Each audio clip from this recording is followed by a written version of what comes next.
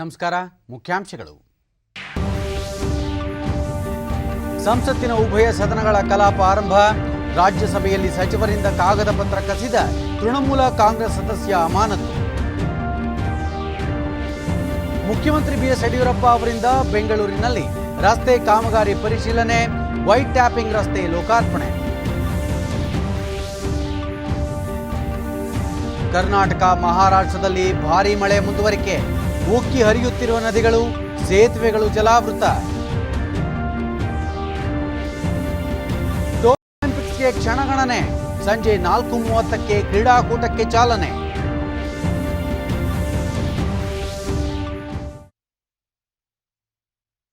ವಾರ್ತೆಗಳ ವಿವರ. ಸಂಸತ್ತಿನ ಉಭಯ ಸದನಗಳ ಇಂದಿನ ಕಲಾಪ ಆರಂಭವಾಗುತ್ತಿದ್ದಂತೆಯೇ ಪ್ರತಿಪಕ್ಷಗಳ ಗದ್ದಲದ ನಡುವೆಯೇ ಹಲವು ವಿಚಾರಗಳ ಕುರಿತು ಚರ್ಚೆ ನಡೆಯಿತು. ಲೋಕಸಭೆ ಕಲಾಪ ಆರಂಭಗೊಳ್ಳುತ್ತಿದ್ದಂತೆ ಸ್ಪೀಕರ್ ಓಂ ಬಿರ್ಲಾ ಟೋಕಿಯೋ ಒಲಿಂಪಿಕ್ಸ್ನಲ್ಲಿ ಪಾಲ್ಗೊಂಡಿರುವ ಭಾರತೀಯ ಕ್ರೀಡಾಪಟುಗಳ ತಂಡಕ್ಕೆ ಶುಭ ಹಾರೈಸಿದರು.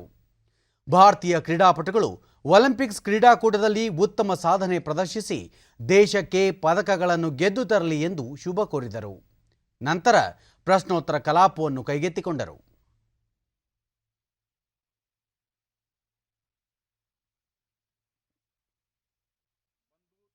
विविधता में एकता तथा उत्कृष्टता के प्रतीक हैं। इन खेलों में हमारे देश के 127 एथलीट भाग ले रहे हैं, जो अभी तक सबसे बड़ी संख्या में इस बार भाग ले रहे हैं। मैं अपनी ओर से तथा पूरे सदन की ओर से इन खेलों में भाग ले रहे भारतीय खिलाड़ियों के दल को उत्कृष्ट प्रदर्शन एवं पदम विजय के लिए शुभकामनाएं देता हूं। ಶಿವಸೇನೆ ಸದಸ್ಯ ಅರವಿಂದ್ ಸಾವಂತ್ ಅವರ ಮುಂಬೈ ಮೆಟ್ರೋ ಯೋಜನೆಗೆ ಭೂಸ್ವಾಧೀನ ಪ್ರಕ್ರಿಯೆ ಕುರಿತ ಪ್ರಶ್ನೆಗೆ ಉತ್ತರಿಸಿದ ಕೇಂದ್ರ ಪರಿಸರ ಸಚಿವ ಭೂಪೇಂದ್ರ ಯಾದವ್, ಮಹಾರಾಷ್ಟ್ರ ಸರ್ಕಾರದಿಂದ ಸಚಿವಾಲಯ ವಿವರ ಪಡೆದುಕೊಂಡಿದೆ, ಅದನ್ನು ಪರಿಶೀಲಿಸುತ್ತಿದೆ ಎಂದರು. ಮುಂಬೈ ಹಾಗೂ ಮುಂಬೈ ಉಪನಗರದ ಕರಾವಳಿ ನಿಯಂತ್ರಣಕ್ಕೆ ಸಂಬಂಧಿಸಿದ ಯೋಜನಾ ಅಂದಾಜನ್ನು ಸ್ವೀಕರಿಸಲಾಗಿದೆ. ಇತರ ರಾಜ್ಯಗಳಿಂದ ಇಂತಹ ಯೋಜನೆಗಳನ್ನು ಸಚಿವಾಲಯ ಇನ್ನೂ ಸ್ವೀಕರಿಸಬೇಕಿದೆ ಎಂದು ಉತ್ತರಿಸಿದರು. ಕೊರೋನಾ ಲಸಿಕೆಗಳ ಖರೀದಿಗಾಗಿ ರಾಜ್ಯ ಸರ್ಕಾರಗಳು ಕರೆದಿರುವ ಜಾಗತಿಕ ಟೆಂಡರ್ ಬಗ್ಗೆ ಯಾವುದೇ ಪ್ರತಿಕ್ರಿಯೆ ಪಡೆದುಕೊಂಡಿಲ್ಲ. ಪೂರೈಕೆದಾರರಿಗೆ ಕೇಂದ್ರ ಸರ್ಕಾರದಿಂದ ಅಗತ್ಯ ಅನುಮತಿ ಲಭ್ಯವಾಗಿಲ್ಲ. ಈ ಸಂಬಂಧ ಸರ್ಕಾರ ಏಕರೂಪದ ಮಾರ್ಗಸೂಚಿ ರೂಪಿಸಬೇಕು ಎಂದು ಸದಸ್ಯರು ಕೋರಿದರು. ಇದಕ್ಕೆ ಸಚಿವರು ಉತ್ತರಿಸಿದರಾದರೂ ಗದ್ದಲದ ಕಾರಣ ಕೇಳಿಸಲಿಲ್ಲ. आप चर्चा नहीं करना चाहते, मास्क खोलकर नारेबाजी कर रहे हैं, तख्तियां निकाल रहे हैं, ये उचित नहीं है। माननीय सदस्यगण, कोविड गाइडलाइन की पालना करिए। आप जनता के जनप्रतिनिधि हैं और आप जनता आपसे मार्गदर्शन प्राप्त करती है। प्लीज अपनी अपनी सीटों पर जाइए। मैं हर मुद्दे पर, हर विषय पर आपको चर्चा करने का मौका दूंगा, उपयुक्त समय और उपयुक्त अवसर दूंगा। माननीय सदस्य, आप सीट पर जाइए, मैं आपको चर्चा का मौका दूंगा। आप जाइए सीट पे। कि देश में ಕೋವಿಡ್ ಈ ಹಂತದಲ್ಲಿ ಸ್ಪೀಕರ್ ಓಂ ಬಿರ್ಲಾ ಸದನದಲ್ಲಿ ಸದಸ್ಯರು ಮಾಸ್ಕ್ಗಳನ್ನು ಧರಿಸಬೇಕು, ಕೋವಿಡ್ ಲಸಿಕೆ ಕುರಿತ ಚರ್ಚೆ ನಡೆಯುತ್ತಿದೆ, ಸದಸ್ಯರು ತಮ್ಮ ಸ್ಥಾನಗಳಿಗೆ ತೆರಳಿ ಕೋವಿಡ್ ಮಾರ್ಗಸೂಚಿಗಳನ್ನು ಪಾಲಿಸಬೇಕು, ವಿಷಯ ಪ್ರಸ್ತಾವನೆಗೆ ಅವಕಾಶ ನೀಡಲಾಗುವುದು ಎಂದು ಸದಸ್ಯರಿಗೆ ಭರವಸೆ ನೀಡಿದರು. ಈ ಸಂದರ್ಭದಲ್ಲಿ ಪ್ರತಿಪಕ್ಷಗಳ ಹಲವು ಸದಸ್ಯರು ಫಲಕ ಹಿಡಿದು ಸ್ಪೀಕರ್ ಎದುರಿನ ಅಂಗಳ ಪ್ರವೇಶಿಸಿದರು. ಆರೋಗ್ಯ ಸಚಿವ ಮನ್ಸುಖ್ ಮಾಂಡವಿಯ ಸರ್ಕಾರ ಕೈಗೊಂಡಿರುವ ಲಸಿಕಾ ಯೋಜನೆಯನ್ನು ವಿವರಿಸಿದರು. ಪ್ರಧಾನಿ ನರೇಂದ್ರ ಮೋದಿ 20 ಬಾರಿ ರಾಜ್ಯಗಳ ಮುಖ್ಯಮಂತ್ರಿಗಳೊಂದಿಗೆ ಚರ್ಚೆ ನಡೆಸಿದ್ದಾರೆ. ಇವುಗಳ ಆಧಾರದ ಮೇಲೆ ಸರ್ಕಾರ ಕ್ರಮ ಕೈಗೊಂಡಿದೆ. ಆರೋಗ್ಯ ರಾಜ್ಯಗಳಿಗೆ ಸಂಬಂಧಿಸಿದ ವಿಷಯ. ರಾಜ್ಯಗಳು ಲಸಿಕೆಯನ್ನು ನೇರವಾಗಿ ಖರೀದಿಸಲು ಬಯಸಿವೆ.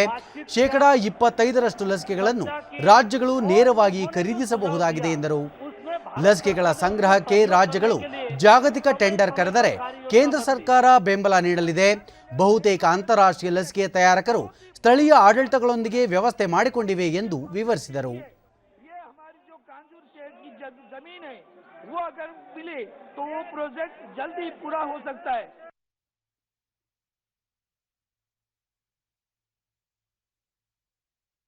ಈ ಸಂದರ್ಭದಲ್ಲಿ ಸದನದಲ್ಲಿ ಉಂಟಾದ ಗದ್ದಲದಿಂದಾಗಿ ಕಲಾಪವನ್ನು ಮೊದಲು 12 ಗಂಟೆಯವರೆಗೆ ಮುಂದೂಡಲಾಯಿತು. ನಂತರ ಮರು ಸಮಾವೇಶಗೊಂಡಾಗ ಪ್ರತಿಪಕ್ಷಗಳ ಸದಸ್ಯರು ಘೋಷಣೆ ಕೂಗುವುದನ್ನು ಮುಂದುವರಿಸಿದರು. ನಿಲುವಳಿ ಸೂಚನೆಗಳಿಗೆ ಸಭಾಧ್ಯಕ್ಷರು ಅವಕಾಶ ನೀಡಲಿಲ್ಲ. ಪ್ರತಿಭಟನಾ ನಿರತ ಸದಸ್ಯರು ತಮ್ಮ ಆಸನಗಳಿಗೆ ತೆರಳುವಂತೆ ಸೂಚನೆ ನೀಡಿದರು. ಸಚಿವರು ತಮ್ಮ ಸಚಿವಾಲಯಗಳಿಗೆ ಸಂಬಂಧಿಸಿದ ಹೇಳಿಕೆಗಳನ್ನು ಮಂಡಿಸಿದರು. ವಿವಿಧ ನಿರ್ಣಯಗಳನ್ನು ಸದನ ಅಂಗೀಕರಿಸಿದ ನಂತರ ಕಲಾಪವನ್ನು ಸೋಮವಾರಕ್ಕೆ ಮುಂದೂಡಲಾಯಿತು. ರಾಜ್ಯಸಭೆಯಲ್ಲಿಂದು ಇತ್ತೀಚೆಗೆ ಅಗಲಿದ ಇಬ್ಬರು ಮಾಜಿ ಸದಸ್ಯರಿಗೆ ಸಂತಾಪ ಸೂಚಿಸಲಾಯಿತು.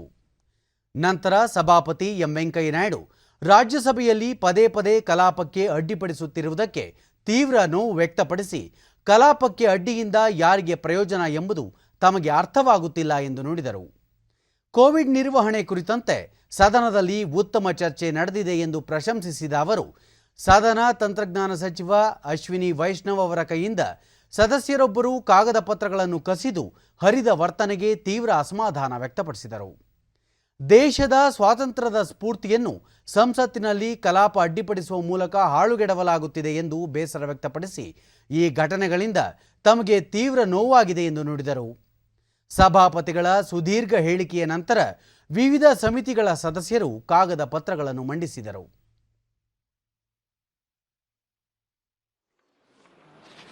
Agriculturist Sri Agiraj was an ardent promoter of Tamil language. He served as a member of the Tamil Nadu Legislative Assembly from 1967 to 71. Sri Agiraj represented the state of Tamil Nadu in this House from June 1998 to June 2004. In the passing of Sri Agiraj, the country has lost a champion of the Tamil language and also an able parliamentarian. Sri Vijay Singh Yadavji passed away on the 16th of May 2021 at the age of 68 years. Born in January 1953 in Patna, Bihar, Sri Vijay Singh Yadav was educated at the BS College, Danapur. A social worker, Sri Yadav served as a member of the Bihar Legislative Assembly from 1996 to 2000. Sri Vijay Singh Yadav represented the state of Bihar in this House from April 2000 to April 2006. In the passing of Sri Vijay Singh Yadav, the country lost an able parliamentarian, Sri Vijay Singh Yadav. I request the members to raise in their places and observe silence as a mark of respect to the memory of the departed. Consideration and passing of the Marine Aids to Navigation Bill 2021 as passed by Lok Sabha.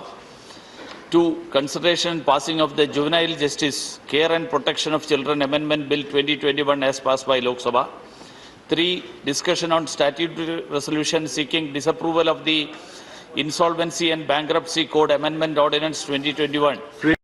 3 of 2021 promulgated by the President of India on 4th April 2021. And consideration and passing of the Insolvency and Bankruptcy Code Amendment Bill 2021. ನಂತರ ಸಂಸದೀಯ ವ್ಯವಹಾರಗಳ ರಾಜ್ಯ ಸಚಿವ V Muraleedharan ಸಚಿವರೊಬ್ಬರಿಂದ ಕಾಗದ ಪತ್ರಗಳನ್ನು ಕಸಿದು ಹರಿದ ತೃಣಮೂಲ ಕಾಂಗ್ರೆಸ್ ಸದಸ್ಯ ಶಂತನು ಸೇನ್ ಅವರನ್ನು ಮುಂಗಾರು ಅಧಿವೇಶನದ ಉಳಿದ ಅವಧಿಗೆ ಅಮಾನತುಗೊಳಿಸಬೇಕೆಂಬ ನಿರ್ಣಯ ಮಂಡಿಸಿದರು.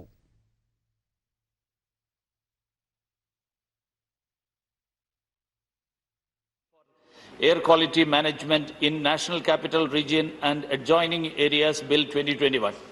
There are many witnesses here across ಗೊತ್ತುವಳಿಯನ್ನು political ಧ್ವನಿ parties. ಮತದ ಮೂಲಕ ರಾಜ್ಯಸಭೆ ಅಂಗೀಕರಿಸಿತು. Hooliganism of a minister of the cabinet. This will not go on record.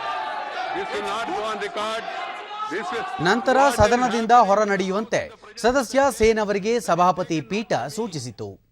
ಆದರೆ ಈ ಕ್ರಮಕ್ಕೆ ತೃಣಮೂಲ ಕಾಂಗ್ರೆಸ್ ಪಕ್ಷದ ಸದನ ನಾಯಕ ಶೇಖರ್ ರಾಯ್ ಆಕ್ಷೇಪ ವ್ಯಕ್ತಪಡಿಸಿದರು. ಇದು ಸರಿಯಾದ ಕ್ರಮವಲ್ಲ ಎಂದು ಅವರು ಅಸಮಾಧಾನ ವ್ಯಕ್ತಪಡಿಸಿದರು.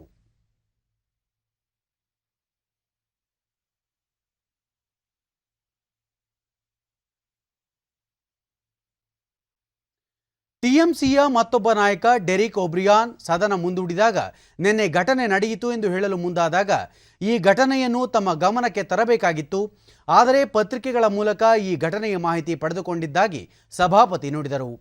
ಈ ಸಂದರ್ಭದಲ್ಲಿ ನಡೆದ ಗದ್ದಲದಿಂದಾಗಿ ಕಲಾಪವನ್ನು 12 ಗಂಟೆಗೆ ಮುಂದೂಡಲಾಯಿತು. ನಂತರ ಮರು ಸಮಾವೇಶಗೊಂಡಾಗ ಅಮಾನತುಗೊಂಡ ಸದಸ್ಯ ಶಂತನು ಸೇನ್ ಸದನದಲ್ಲಿ ಕಾಣಿಸಿಕೊಂಡರು. ಸದನದಿಂದ ಹೊರ ನಡೆಯುವಂತೆ ಅವರಿಗೆ ಉಪಸಭಾಪತಿ ಹರಿವಂಶ್ ಮನವಿ ಮಾಡಿದರು.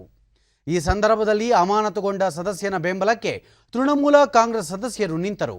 ಈ ಸಂದರ್ಭದಲ್ಲಿ ಉಂಟಾದ ಗದ್ದಲದಿಂದಾಗಿ ಕಲಾಪವನ್ನು ಮಧ್ಯಾಹ್ನ 2:15ಗೆ ಮುಂದೂಡಲಾಯಿತು. ಮುಖ್ಯಮಂತ್ರಿ ಬಿಎಸ್ ಯಡಿಯೂರಪ್ಪ ಅವರಿಂದು ಬೆಂಗಳೂರು ನಗರ ಪರಿವೀಕ್ಷಣೆ ಮಾಡುತ್ತಿದ್ದಾರೆ. ಇತ್ತೀಚೆಗೆ ಪೂರ್ಣಗೊಂಡಿರುವ ವೈಟ್ ಟ್ಯಾಪಿಂಗ್ ಮತ್ತು ಟೆಂಡರ್ ಶೂರ್ ರಸ್ತೆ ಕಾಮಗಾರಿಗಳು ಮತ್ತು ಸ್ಮಾರ್ಟ್ ಸಿಟಿ ಯೋಜನೆಯಡಿ ನಿರ್ಮಾಣಗೊಂಡಿರುವ ರಸ್ತೆ ಕಾಮಗಾರಿಗಳನ್ನು ಅವರು ಪರಿಶೀಲಿಸಲಿದ್ದಾರೆ. ಉಪಮುಖ್ಯಮಂತ್ರಿ ಡಾಕ್ಟರ್ ಸಿಎನ್ ಅಶ್ವತ್ಥನಾರಾಯಣ, ಸಚಿವರಾದ ಅಶೋಕ, ವಿ ಸೋಮಣ್ಣ, ಕೆ ಗೋಪಾಲಯ್ಯ, ಅರವಿಂದ ಲಿಂಬಾವಳಿ ಸೇರಿದಂತೆ ನಗರದ ಎಲ್ಲ ಶಾಸಕರು ಮುಖ್ಯಮಂತ್ರಿಗಳಿಗೆ ಜೊತೆಯಾಗಲಿದ್ದಾರೆ. ನಾಯಂಡಹಳ್ಳಿ, ಕಮರ್ಷಿಯಲ್ ಸ್ಟ್ರೀಟ್ ಸೇರಿದಂತೆ ವಿವಿಧೆಡೆ ಸಂಚರಿಸಿ ರಸ್ತೆ ಕಾಮಗಾರಿಗಳನ್ನು ಮುಖ್ಯಮಂತ್ರಿ ಪರಿಶೀಲಿಸುತ್ತಿದ್ದಾರೆ. ಮುಖ್ಯಮಂತ್ರಿ ನಗರೋತ್ಥಾನ ಯೋಜನೆಯಡಿ ಅನುಷ್ಠಾನಗೊಳಿಸಿರುವ ವೈಟ್ ಟ್ಯಾಪಿಂಗ್ ರಸ್ತೆಗಳನ್ನು ಅವರು ಲೋಕಾರ್ಪಣೆ ಮಾಡಿದರು. ಇತ್ತೀಚಿನ ಮಳೆಯಿಂದಾಗಿ ಬೆಂಗಳೂರು ನಗರದ ಅನೇಕ ರಸ್ತೆಗಳು ಹಾಳಾಗಿದ್ದು ಅವುಗಳನ್ನು ದುರಸ್ತಿಪಡಿಸುವಂತೆಯೂ ಅಧಿಕಾರಿಗಳಿಗೆ ಮುಖ್ಯಮಂತ್ರಿ ಸೂಚನೆ ನೀಡಿದರು. ಬೆಂಗಳೂರಿನ ಜಿಕೆವಿಕೆ ಸಭಾಂಗಣದಲ್ಲಿಂದು ಅಗ್ರಿ ಗ್ರ್ಯಾಂಡ್ ಚಾಲೆಂಜ್ ಕಾರ್ಯಕ್ರಮಕ್ಕೆ ಉಪಮುಖ್ಯಮಂತ್ರಿ ಡಾಕ್ಟರ್ ಸಿಎನ್ ಅಶ್ವತ್ಥನಾರಾಯಣ ಚಾಲನೆ ನೀಡಿದರು.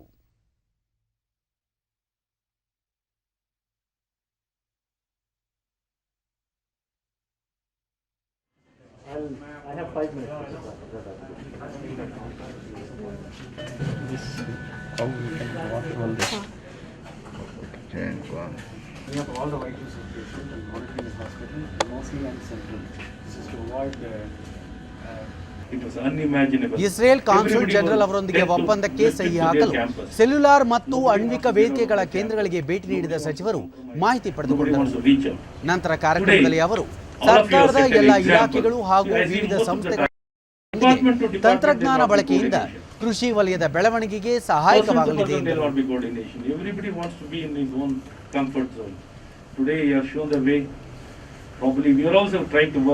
synchronized, because one facility, if it is available in one place, it will not be available elsewhere. So coming together can address all these challenges, and coming out, connecting, integration is a way forward. In the government also, Government of India, Government of Karnataka, we have been working in this direction in all my ministries, let it be in education. In education also, since we have got limited resource, we need to do many things. ನಂತರ ಸುದ್ದಿಗಾರರೊಂದಿಗೆ ಅವರು ಈ agri grand challenge ಯೋಜನೆಯಿಂದ ಪ್ರತಿಯೊಬ್ಬ ಸಣ್ಣ ರೈತರಿಗೂ ಸಹಾಯಕವಾಗಲಿದ್ದು ಕೃಷಿ ವಲಯದಲ್ಲಿ ಮತ್ತಷ್ಟು ತಂತ್ರಜ್ಞಾನ ಅಳವಡಿಸಿಕೊಳ್ಳಲು ಸಾಧ್ಯವಾಗುತ್ತದೆ ಎಂದು ಮಾಹಿತಿ ನೀಡಿದರು.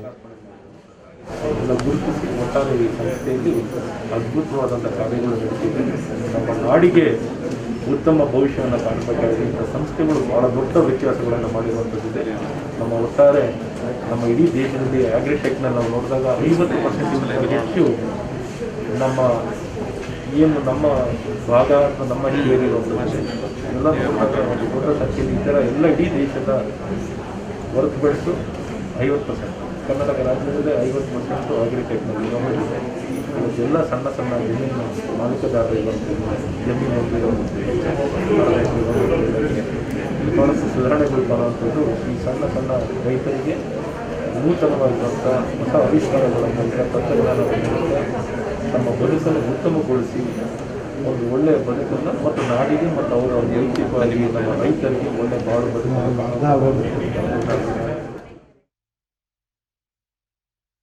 ಕೇಂದ್ರ ಸರ್ಕಾರ ಯಾವುದೇ ವೆಂಟಿಲೇಟರ್ಗಳನ್ನು ಸಂಗ್ರಹಿಸಿಟ್ಟುಕೊಂಡಿಲ್ಲ ಎಂದು ಕೇಂದ್ರ ಆರೋಗ್ಯ ಸಚಿವಾಲಯ ಸ್ಪಷ್ಟಪಡಿಸಿದೆ. ಕೊರೋನಾ 2ನೇ ಅಲೆ ವೇಳೆ ಕೇಂದ್ರ ಸರ್ಕಾರ 13,000 ವೆಂಟಿಲೇಟರ್ಗಳನ್ನು ರಾಜ್ಯ ಸರ್ಕಾರಗಳಿಗೆ ರವಾನೆ ಮಾಡದೆ ತನ್ನಲ್ಲೇ ಇರಿಸಿಕೊಂಡಿದೆ ಎಂಬ ಮಾಧ್ಯಮ ವರದಿಗಳಿಗೆ ಸಂಬಂಧಿಸಿದಂತೆ ಈ ಸ್ಪಷ್ಟೀಕರಣ ನೀಡಿರುವ ಸಚಿವಾಲಯ ರವಾನೆಗೆ ಸಿದ್ಧವಾಗಿರುವ ಪ್ರತಿಯೊಂದು ವೆಂಟಿಲೇಟರ್ಗಳನ್ನು ತ್ವರಿತವಾಗಿ ರಾಜ್ಯಗಳು ಮತ್ತು ಕೇಂದ್ರಾಡಳಿತ ಪ್ರದೇಶಗಳಿಗೆ ರವಾನಿಸಲಾಗುತ್ತಿದೆ ಎಂದು ಹೇಳಿದೆ. ಕಳೆದ ಏಪ್ರಿಲ್ನಲ್ಲಿ ಕೆಲವು ರಾಜ್ಯಗಳಿಗೆ ಪತ್ರ ಬರೆದಿದ್ದ ಆರೋಗ್ಯ ಕಾರ್ಯದರ್ಶಿಯವರು ಕೇಂದ್ರದಿಂದ ಕಳುಹಿಸಿರುವ ವೆಂಟಿಲೇಟರ್ಗಳನ್ನು ಕೂಡಲೇ ಬಳಕೆ ಮಾಡಬೇಕು, ಹೆಚ್ಚುವರಿ ವೆಂಟಿಲೇಟರ್ಗಳ ಅಗತ್ಯವಿದ್ದರೆ ಕೂಡಲೇ ತಿಳಿಸಬೇಕು ಎಂದು ಸೂಚಿಸಿದ್ದರು. ಆದರೂ ಕೇಂದ್ರ ಈಗಾಗಲೇ ಕಳುಹಿಸಿರುವ ಸಾಕಷ್ಟು ವೆಂಟಿಲೇಟರ್ಗಳನ್ನು ರಾಜ್ಯಗಳು ಇನ್ನೂ ಬಳಕೆ ಮಾಡುತ್ತಿಲ್ಲ ಎಂದು ಸಚಿವಾಲಯದ ಪ್ರಕಟಣೆ ತಿಳಿಸಿದೆ.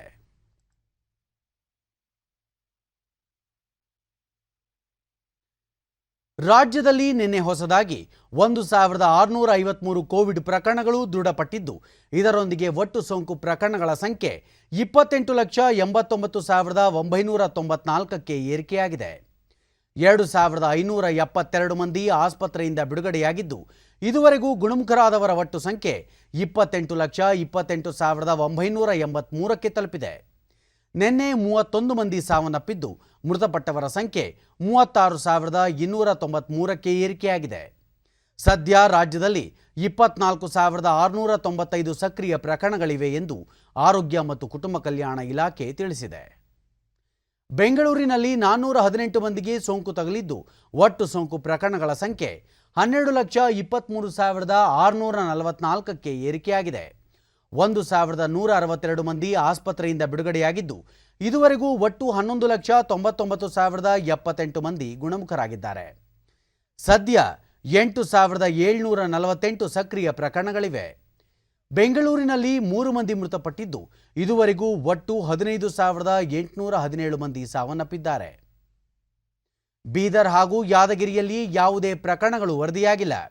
ಉಳಿದಂತೆ ರಾಜ್ಯದ ವಿವಿಧ ಜಿಲ್ಲೆಗಳಲ್ಲಿ ದಾಖಲಾಗಿರುವ ಸೋಂಕು ಪ್ರಕರಣಗಳ ಸಂಖ್ಯೆ ಈ ರೀತಿ ಇದೆ.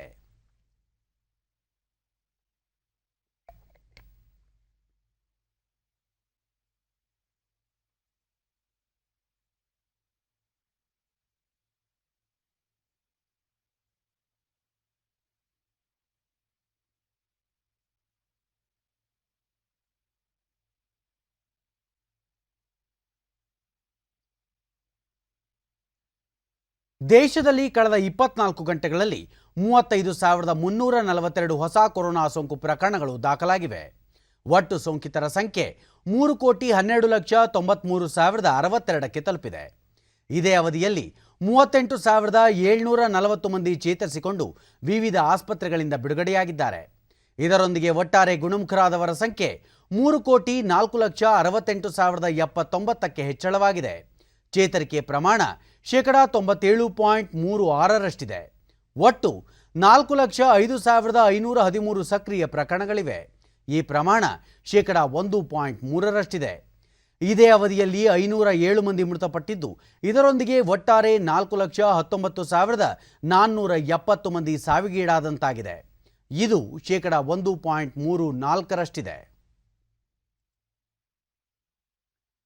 ದೇಶದಲ್ಲಿ ಲಸಿಕೆ ಅಭಿಯಾನ ವಿಶೇಷವಾಗಿ ಮುಂದುವರೆದಿದೆ. ಇದರ ಪರಿಣಾಮ ವಿಶ್ವದಲ್ಲೇ ಅತಿ ಹೆಚ್ಚು ಲಸಿಕೆ ನೀಡಿರುವ ದೇಶಗಳ ಪೈಕಿ ಭಾರತ ಮುಂಚೂಣಿಯಲ್ಲಿದೆ. ಇದುವರೆಗೆ ದೇಶಾದ್ಯಂತ ಒಟ್ಟು 42,34,17,030 ಡೋಸ್ ಲಸಿಕೆ ನೀಡಲಾಗಿದೆ. ನಿನ್ನೆ ಒಂದೇ ದಿನ 54,76,423 ಡೋಸ್ ಲಸಿಕೆ ನೀಡಲಾಗಿದೆ ಎಂದು ಕೇಂದ್ರ ಆರೋಗ್ಯ ಸಚಿವಾಲಯ ತಿಳಿಸಿದೆ. ದೇಶದಲ್ಲಿ ಕೊರೋನಾ ಮಾದರಿಗಳ ಪರೀಕ್ಷಾ ಸಾಮರ್ಥ್ಯದಲ್ಲಿ ನಿರಂತರವಾಗಿ ಹೆಚ್ಚಳ ಮಾಡಲಾಗುತ್ತಿದ್ದು ಇದುವರೆಗೆ ಒಟ್ಟು 45,29,39,545 ಮಂದಿಗೆ ಕೊರೋನಾ ಮಾದರಿ ಪರೀಕ್ಷೆ ನಡೆಸಲಾಗಿದೆ. ನಿನ್ನೆ ಒಂದೇ ದಿನ 16,68,561 ಮಂದಿಯ ಮಾದರಿ ಪರೀಕ್ಷಿಸಲಾಗಿದೆ ಎಂದು ಭಾರತೀಯ ವೈದ್ಯಕೀಯ ಸಂಶೋಧನಾ ಮಂಡಳಿ ICMR ತಿಳಿಸಿದೆ.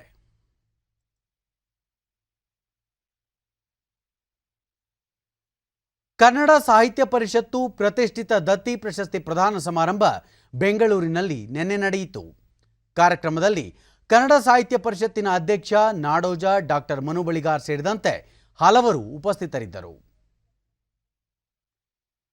ಸಾಹಿತಿ ಡಾಕ್ಟರ್ ಜಯಂತ್ ಕಾಯ್ಕಿಣಿ ಅವರಿಗೆ ಮನೋಹರಿ ಪಾರ್ಥಸಾರಥಿ ಮನುಶ್ರೀ ದತ್ತಿ ಪ್ರಶಸ್ತಿ, ಲೇಖಕಿ HN ಆರತಿ ಹಾಗೂ ಡಾಕ್ಟರ್ ಅಕ್ಕ ಗಂಗಾಂಬಿಕಾ ಪಾಟೀಲ್ ಅವರಿಗೆ ಶ್ರೀಮತಿ ಟಿ ಗಿರಿಜಾ ಸಾಹಿತ್ಯ ದತ್ತಿ ಪ್ರಶಸ್ತಿ ಪ್ರದಾನ ಮಾಡಿ ಗೌರವಿಸಲಾಯಿತು.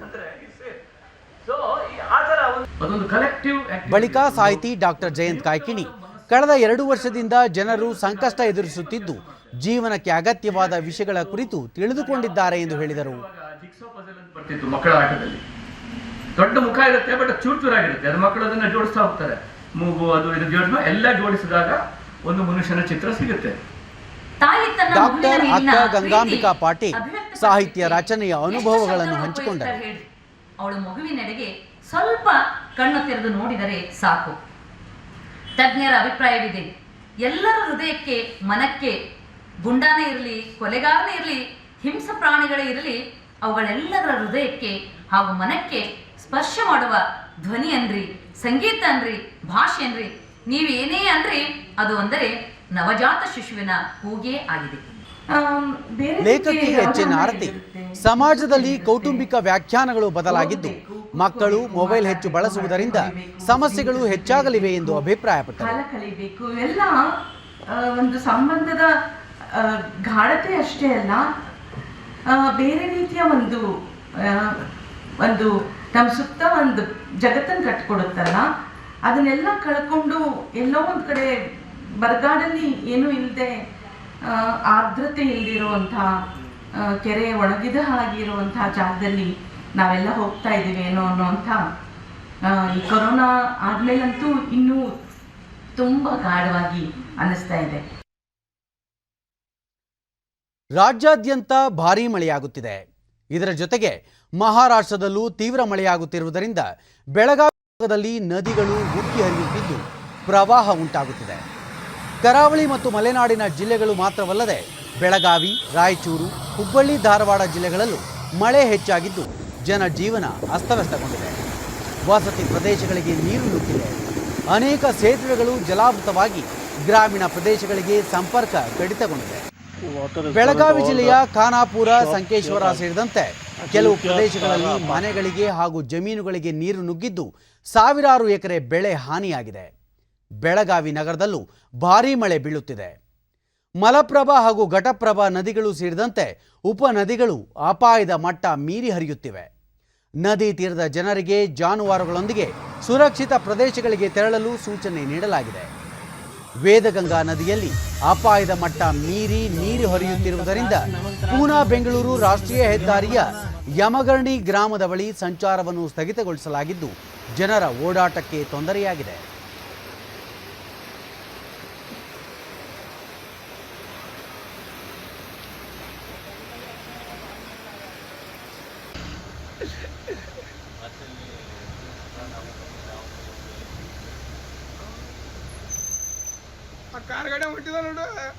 ಕೆಳಗಡೆ ಎಲ್ಲ ಬೀಳ್ತಾ ಇದೆ.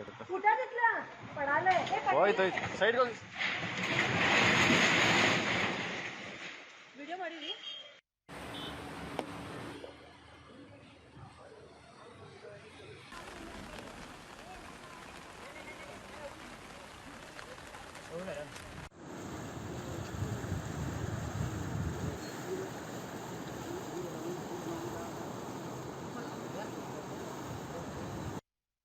ಈ ಮಧ್ಯೆ ಮುಖ್ಯಮಂತ್ರಿ ಬಿಎಸ್ ಯಡಿಯೂರಪ್ಪ ಅವರು ರಾಜ್ಯದ ಅನೇಕ ಭಾಗಗಳಲ್ಲಿ ಸುರಿಯುತ್ತಿರುವ ಭಾರೀ ಮಳೆಯ ಹಿನ್ನೆಲೆಯಲ್ಲಿ ಜಿಲ್ಲಾ ಉಸ್ತುವಾರಿ ಸಚಿವರು ಮತ್ತು ಶಾಸಕರು ತಮ್ಮ ಜಿಲ್ಲೆ ಹಾಗೂ ಕ್ಷೇತ್ರಗಳಲ್ಲಿ ಉಪಸ್ಥಿತರಿದ್ದು ಜನರಿಗೆ ನೆರವಾಗಬೇಕು, ರಕ್ಷಣೆ ಮತ್ತು ಪರಿಹಾರ ಕಾರ್ಯಗಳ ಮೇಲ್ವಿಚಾರಣೆ ನಡೆಸಬೇಕು ಎಂದು ಸೂಚಿಸಿದ್ದಾರೆ. ಕೃಷ್ಣಾ ನದಿ ಪಾತ್ರದಲ್ಲಿ ಪ್ರವಾಹ ಹೆಚ್ಚಾಗಿರುವ ಹಿನ್ನೆಲೆಯಲ್ಲಿ ಬೆಳಗಾವಿ ಜಿಲ್ಲಾಧಿಕಾರಿಗಳೊಂದಿಗೆ ದೂರವಾಣಿಯ ಮೂಲಕ ಮಾತನಾಡಿದ ಮುಖ್ಯಮಂತ್ರಿಗಳು ನದಿ ಪಾತ್ರಗಳ ಹಳ್ಳಿಗಳ ಬಗ್ಗೆ ನಿಗಾ ವಹಿಸುವಂತೆ ಸೂಚಿಸಿದ್ದಾರೆ. ಅಗತ್ಯ ಬಿದ್ದರೆ ಗ್ರಾಮಸ್ಥರನ್ನು ತೆರವುಗೊಳಿಸುವಂತೆಯೂ ತಿಳಿಸಿದ್ದಾರೆ. ಸರ್ಕಾರದಿಂದ ಹೆಚ್ಚಿನ ನೆರವು ಬೇಕಾದಲ್ಲಿ ಕೂಡಲೇ ಕರೆ ಮಾಡುವಂತೆ ಹೇಳಿದ್ದಾರೆ. ಇದಲ್ಲದೆ ಮಳೆ ಬೀಳುತ್ತಿರುವ ಜಿಲ್ಲೆಗಳ ಜಿಲ್ಲಾಧಿಕಾರಿಗಳೊಂದಿಗೆ ದೂರವಾಣಿಯ ಮೂಲಕ ಮುಖ್ಯಮಂತ್ರಿಗಳು ಮಾತನಾಡಿ ಪರಿಸ್ಥಿತಿಯ ಕುರಿತು ಮಾಹಿತಿ ಪಡೆಯುತ್ತಿದ್ದಾರೆ. ಉತ್ತರ ಕನ್ನಡ ಜಿಲ್ಲೆಯಾದ್ಯಂತ ಭಾರೀ ಮಳೆಯಾಗುತ್ತಿದ್ದು ನದಿಗಳು ಉಕ್ಕಿ ಹರಿದು ಸೇತುವೆಗಳು ಮುಳುಗಡೆಯಾಗಿವೆ. ಕಳೆದ 3 ದಿನಗಳಿಂದ ಬೀಳುತ್ತಿರುವ ಮಳೆಗೆ ಕಾರವಾರ ಬಳಿ ಕಾಳಿ ನದಿಗೆ ನಿರ್ಮಿಸಿರುವ ಕದ್ರಾ ಅಣೆಕಟ್ಟೆ ತುಂಬಿದ್ದು 10 ಗೇಟುಗಳ ಮೂಲಕ ನೀರನ್ನು ಹೊರಬಿಡಲಾಗುತ್ತಿದೆ. ಇದರಿಂದ ಆ ಭಾಗದ ರಸ್ತೆಗಳಿಗೆ ನೀರು ನುಗ್ಗಿ ಸೇತುವೆಗಳು ಮುಳುಗಡೆಯಾಗಿದ್ದು ವಾಹನ ಸಂಚಾರ ಸ್ಥಗಿತಗೊಂಡಿದೆ. ಜನವಸತಿ ಪ್ರದೇಶಗಳು ಜಲಾವೃತಗೊಂಡು ಜನರು ಮನೆಯಿಂದ ಹೊರಬರಲು ಸಾಧ್ಯವಾಗುತ್ತಿಲ್ಲ. ಕಾರು, ಬೈಕು ಸೇರಿದಂತೆ ಅನೇಕ ವಾಹನಗಳು ನೀರಿನಲ್ಲಿ ಮುಳುಗಡೆಯಾಗಿವೆ. ಶಿರಸಿಯಲ್ಲಿ 2 ದಿನಗಳಿಂದ ಎಡಬಿಡದೆ ಸುರಿಯುತ್ತಿರುವ ಮಳೆಗೆ ಜನಜೀವನ ಅಸ್ತವ್ಯಸ್ತಗೊಂಡಿದೆ. ಶಿರಸಿ ಕುಮಟಾ ಹೆದ್ದಾರಿಯಲ್ಲಿ ಮರ ಬಿದ್ದು ವಾಹನ ಸಂಚಾರಕ್ಕೆ ತೊಂದರೆಯಾಗಿದೆ. ಯಲ್ಲಾಪುರ ಅಂಕೋಲಾ ನಡುವಿನ ಸುಂಕಸಾಳ ಬಳಿ ಬೇಡ್ತಿ ನದಿ ಉಕ್ಕಿ ಹರಿದು ರಾಷ್ಟ್ರೀಯ ಹೆದ್ದಾರಿ 63ರಲ್ಲಿ ವಾಹನ ಸಂಚಾರ ಸಂಪೂರ್ಣ ಸ್ಥಗಿತವಾಗಿದೆ. ಸಿದ್ದಾಪುರ ತಾಲೂಕಿನ ಅಕ್ಕುಂಜಿ, ಹೆರೂರು, ಕಲ್ಯಾಣಪುರ, ಹೆಮ್ಮನಬೈಲ್ ಭಾಗದ ಹಲವಾರು ಮಂದಿಯನ್ನು ಕಾಳಜಿ ಕೇಂದ್ರಗಳಿಗೆ ಸ್ಥಳಾಂತರಿಸಲಾಗಿದೆ. ಅಘನಾಶಿನಿ ನದಿ ನೀರಿನ ಪ್ರವಾಹದಿಂದ ಶಿರುಗುಣಿ ದೇವಸ್ಥಾನ ಜಲಾವೃತಗೊಂಡಿದೆ. ಮುನ್ನೆಚ್ಚರಿಕಾ ಕ್ರಮವಾಗಿ ಹಲವು ಮನೆಗಳ ಜನರನ್ನು ಎತ್ತರದ ಪ್ರದೇಶಗಳಿಗೆ ಸ್ಥಳಾಂತರಗೊಳಿಸಲಾಗಿದೆ.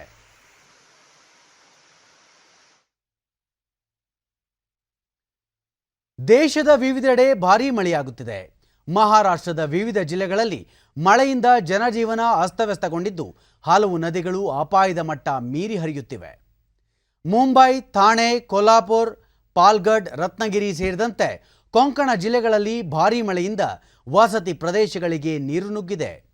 ಪ್ರವಾಹದಲ್ಲಿ ಸಿಲುಕಿರುವ ಸುಮಾರು 200 ಮಂದಿಯನ್ನು ಎನ್ಡಿಆರ್ಎಫ್ ತಂಡ ರಕ್ಷಣೆ ಮಾಡಿದೆ.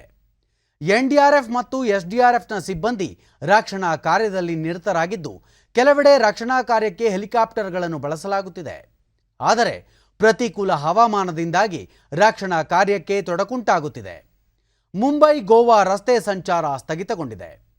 ಮಹಾರಾಷ್ಟ್ರದಲ್ಲಿ ಉಂಟಾಗಿರುವ ಪ್ರವಾಹ ಪರಿಸ್ಥಿತಿ ಕುರಿತಂತೆ ಪ್ರಧಾನಿ ನರೇಂದ್ರ ಮೋದಿ ಮುಖ್ಯಮಂತ್ರಿ ಉದ್ಧವ್ ಠಾಕ್ರೆ ಅವರೊಂದಿಗೆ ದೂರವಾಣಿ ಮೂಲಕ ಸಮಾಲೋಚನೆ ನಡೆಸಿದ್ದು, ಕೇಂದ್ರ ಸರ್ಕಾರದಿಂದ ಎಲ್ಲ ರೀತಿಯ ನೆರವು ಒದಗಿಸುವ ಭರವಸೆ ನೀಡಿದ್ದಾರೆ. ತೆಲಂಗಾಣ ರಾಜ್ಯದಲ್ಲೂ ಭಾರೀ ಮಳೆಯಾಗುತ್ತಿದ್ದು, ಎನ್ಡಿಆರ್ಎಫ್ ಸಿಬ್ಬಂದಿ ನದಿ ಪಾತ್ರಗಳಲ್ಲಿ ಸಿಲುಕಿರುವವರ ರಕ್ಷಣಾ ಕಾರ್ಯದಲ್ಲಿ ತೊಡಗಿದ್ದಾರೆ.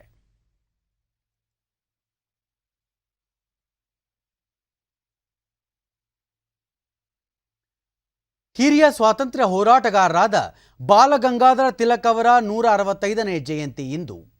ದೇಶದ ಸ್ವಾತಂತ್ರ್ಯಕ್ಕಾಗಿ ಹೋರಾಡಿ ವೀರ ಮರಣವನ್ನಪ್ಪಿದ ಬಾಲಗಂಗಾಧರ ತಿಲಕ್ ಅವರು ರಾಷ್ಟ್ರೀಯವಾದಿ ಮತ್ತು ಸಮಾಜ ಸುಧಾರಕರೂ ಆಗಿದ್ದರು. ತಿಲಕರ ಜನ್ಮದಿನಕ್ಕೆ ಉಪರಾಷ್ಟ್ರಪತಿ, ಪ್ರಧಾನಿ, ಮುಖ್ಯಮಂತ್ರಿ ಸೇರಿದಂತೆ ಹಲವು ಗಣ್ಯರು ಶುಭಾಶಯ ಕೋರಿದ್ದಾರೆ. ಲೋಕಮಾನ್ಯ ತಿಲಕರ ಜನ್ಮದಿನಕ್ಕೆ ಟ್ವೀಟ್ ಮೂಲಕ ಶುಭ ಕೋರಿರುವ ಉಪರಾಷ್ಟ್ರಪತಿ ಎಂ ವೆಂಕಯ್ಯ ನಾಯ್ಡು, ಭಾರತದ ಸ್ವಾತಂತ್ರ್ಯ ಚಳವಳಿಯ ಪ್ರಧಾನ ಶಿಲ್ಪಿಗಳಲ್ಲಿ ಒಬ್ಬರಾದ ಲೋಕಮಾನ್ಯ ಬಾಲಗಂಗಾಧರ ತಿಲಕ್ ಅವರ ಜನ್ಮ ದಿನಾಚರಣೆಯೆಂದು ಅವರಿಗೆ ಗೌರವ ಸಲ್ಲಿಸುತ್ತೇನೆ. ಅವರು ಉತ್ಸಾಹಭರಿತ ರಾಷ್ಟ್ರೀಯವಾದಿ, ಪ್ರಬುದ್ಧ ವಿದ್ವಾಂಸರು ಮತ್ತು ನಿರ್ಭೀತ ಪತ್ರಕರ್ತರಾಗಿದ್ದರು ಎಂದು ಬಣ್ಣಿಸಿದ್ದಾರೆ. ಪ್ರಧಾನಿ ನರೇಂದ್ರ ಮೋದಿ, ಲೋಕಮಾನ್ಯ ತಿಲಕರು ಭಾರತೀಯ ಮೌಲ್ಯ ಮತ್ತು ನೀತಿಗಳನ್ನು ದೃಢವಾಗಿ ನಂಬಿದ್ದರು. ಶಿಕ್ಷಣ ಮತ್ತು ಮಹಿಳಾ ಸಬಲೀಕರಣದಂತಹ ವಿಷಯಗಳ ಬಗ್ಗೆ ಅವರ ಅಭಿಪ್ರಾಯಗಳು ಜನರನ್ನು ಪ್ರೇರೇಪಿಸುತ್ತಲೇ ಇವೆ. ಅವರು ಸ್ಥಾಪಿಸಿದ ಹಲವಾರು ಉನ್ನತ ಗುಣಮಟ್ಟದ ಸಂಸ್ಥೆಗಳು ಇಂದಿಗೂ ಉತ್ತಮ ಸಾಧನೆ ಮಾಡುತ್ತಿವೆ ಎಂದು ಟ್ವೀಟ್ ಮಾಡಿದ್ದಾರೆ.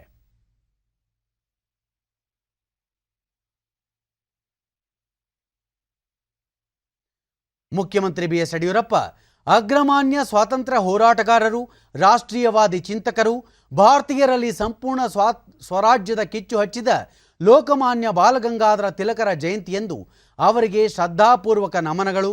ಅವರ ಹೋರಾಟ ಮತ್ತು ಚಿಂತನೆಗಳು ಸದೃಢ ರಾಷ್ಟ್ರ ನಿರ್ಮಾಣದ ಭದ್ರ ಬುನಾದಿಯಾಗಿದೆ ಎಂದು ಟ್ವೀಟ್ ಮೂಲಕ ಶುಭಾಶಯ ಕೋರಿದ್ದಾರೆ. ಭಾರತ ಸ್ವಾತಂತ್ರ್ಯದ ಅಪ್ರತಿಮ ಕ್ರಾಂತಿಕಾರಿ ಹೋರಾಟಗಾರ ಚಂದ್ರಶೇಖರ್ ಆಜಾದ್ ಅವರ ಜಯಂತಿ ಇಂದು. ಚಂದ್ರಶೇಖರ ಸೀತಾರಾಮ್ ತಿವಾರಿಯಾಗಿದ್ದ ಅವರು ನ್ಯಾಯಾಲಯದಲ್ಲಿ ತಮ್ಮ ಹೆಸರನ್ನು ಆಜಾದ್ ಎಂದು ಹೇಳಿ ಚಂದ್ರಶೇಖರ ಆಜಾದ್ ಎಂದು ಖ್ಯಾತರಾದರು. ಬ್ರಿಟಿಷರ ವಿರುದ್ಧ ಹೋರಾಡುತ್ತಾ ಯಾವುದೇ ಕಾರಣಕ್ಕೂ ಅವರಿಂದ ಬಂಧನಕ್ಕೊಳಗಾಗುವುದಿಲ್ಲ ಎಂದು ಶಪಥ ಮಾಡಿದ್ದ ಅವರು ಅಂತಿಮ ಕ್ಷಣದಲ್ಲಿ ತಾವೇ ಗುಂಡು ಹಾರಿಸಿಕೊಂಡು ಆತ್ಮಾರ್ಪಣೆ ಮಾಡಿಕೊಂಡವರು. ಆಜಾದ್ ಅವರ ಜಯಂತಿ ಅಂಗವಾಗಿ ಉಪರಾಷ್ಟ್ರಪತಿ, ಪ್ರಧಾನಿ ಸೇರಿದಂತೆ ಗಣ್ಯರು ಗೌರವ ಸಲ್ಲಿಸಿದ್ದಾರೆ. ಉಪರಾಷ್ಟ್ರಪತಿ ಎಂ ವೆಂಕಯ್ಯ ನಾಯ್ಡು, ಮಹಾನ್ ಕ್ರಾಂತಿಕಾರಿ ಮತ್ತು ಸ್ವಾತಂತ್ರ್ಯ ಹೋರಾಟಗಾರ ಚಂದ್ರಶೇಖರ್ ಆಜಾದ್ ಅವರನ್ನು ಜನ್ಮ ದಿನದಂದು ಸ್ಮರಿಸೋಣ. ಅವರೊಬ್ಬ ಧರ್ಮನಿಷ್ಠ, ದೇಶಭಕ್ತ ಮತ್ತು ದೃಢ ನಿಶ್ಚಯದ ನಾಯಕರಾಗಿದ್ದರು. ಅವರ ನಿರ್ಭೀತ ಮನೋಭಾವವು ಅನೇಕ ಯುವಕರಿಗೆ ಸ್ವಾತಂತ್ರ್ಯ ಚಳವಳಿಯಲ್ಲಿ ತೊಡಗಿಕೊಳ್ಳಲು ಪ್ರೇರಣೆಯಾಯಿತು. ಅವರ ತ್ಯಾಗಕ್ಕೆ ರಾಷ್ಟ್ರ ಯಾವತ್ತೂ ಋಣಿಯಾಗಿರುತ್ತದೆ ಎಂದು ಟ್ವೀಟ್ ಮಾಡಿದ್ದಾರೆ. ಪ್ರಧಾನಿ ನರೇಂದ್ರ ಮೋದಿ, ಚಂದ್ರಶೇಖರ್ ಆಜಾದ್ ಅವರ ಜನ್ಮ ಜಯಂತಿಯಂದು ಭಾರತ ಮಾತೆಯ ಈ ಧೀರ ಪುತ್ರನನ್ನು ಸ್ಮರಿಸೋಣ. ತನ್ನ ಯೌವನದ ಮಹತ್ವದ ಅವಧಿಯಲ್ಲಿ ಭಾರತವನ್ನು ಸಾಮ್ರಾಜ್ಯಶಾಹಿ ಹಿಡಿತದಿಂದ ಮುಕ್ತಗೊಳಿಸಲು ಭವಿಷ್ಯದ ಚಿಂತಕರಾಗಿದ್ದ ಅವರು ಸದೃಢ ಭಾರತದ ಕನಸು ಕಂಡಿದ್ದರು ಎಂದು ಟ್ವಿಟರ್ನಲ್ಲಿ ಗೌರವ ಸಲ್ಲಿಸಿದ್ದಾರೆ.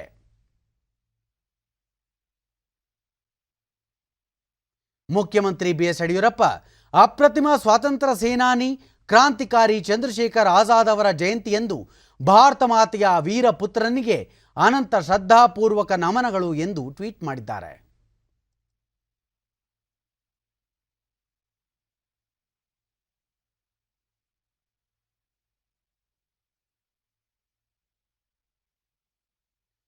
ಕೊನೆಯಲ್ಲಿ ಮತ್ತೊಮ್ಮೆ ಮುಖ್ಯಾಂಶಗಳು. ಸಂಸತ್ತಿನ ಉಭಯ ಸದನಗಳ ಕಲಾಪ ಆರಂಭ. ರಾಜ್ಯಸಭೆಯಲ್ಲಿ ಸಚಿವರಿಂದ ಕಾಗದ ಪತ್ರ ಕಸಿದ ತೃಣಮೂಲ ಕಾಂಗ್ರೆಸ್ ಸದಸ್ಯ ಅಮಾನತು. ಮುಖ್ಯಮಂತ್ರಿ ಬಿಎಸ್ ಯಡಿಯೂರಪ್ಪ ಅವರಿಂದ ಬೆಂಗಳೂರಿನಲ್ಲಿ ರಸ್ತೆ ಕಾಮಗಾರಿ ಪರಿಶೀಲನೆ, ವೈಟ್ ಟ್ಯಾಪಿಂಗ್ ರಸ್ತೆ ಲೋಕಾರ್ಪಣೆ. ಕರ್ನಾಟಕ ಮಹಾರಾಷ್ಟ್ರದಲ್ಲಿ ಭಾರೀ ಮಳೆ ಮುಂದುವರಿಕೆ, ಉಕ್ಕಿ ಹರಿಯುತ್ತಿರುವ ನದಿಗಳು, ಸೇತುವೆಗಳು ಜಲಾವೃತ. ಟೋಕಿಯೋ ಒಲಿಂಪಿಕ್ಸ್ಗೆ ಕ್ಷಣಗಣನೆ, ಸಂಜೆ 4:30ಕ್ಕೆ ಕ್ರೀಡಾಕೂಟಕ್ಕೆ ಚಾಲನೆ.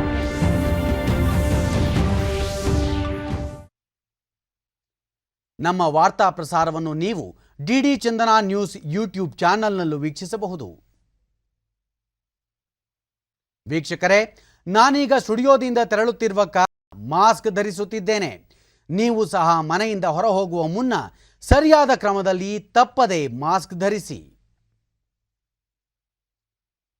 ವ್ಯಕ್ತಿಗತ ಅಂತರ ಕಾಪಾಡಿಕೊಳ್ಳುವುದರೊಂದಿಗೆ ನೀವು ಸುರಕ್ಷಿತವಾಗಿರಿ, ನಿಮ್ಮವರನ್ನು ಸುರಕ್ಷಿತವಾಗಿರಿಸಿ. ನೈರ್ಮಲ್ಯಕ್ಕೆ ಆದ್ಯತೆ ನೀಡುವುದರ ಜೊತೆಗೆ ಸೋಂಕು ತಡೆಗೆ ಕೋವಿಡ್-19 ಲಸಿಕೆ ಪಡೆಯುವುದು ಅಗತ್ಯ. ನಮ್ಮ ಮುಂದಿನ ವಾರ್ತಾ ಪ್ರಸಾರ ಸಂಜೆ 4:30ಕ್ಕೆ. ನಮಸ್ಕಾರ.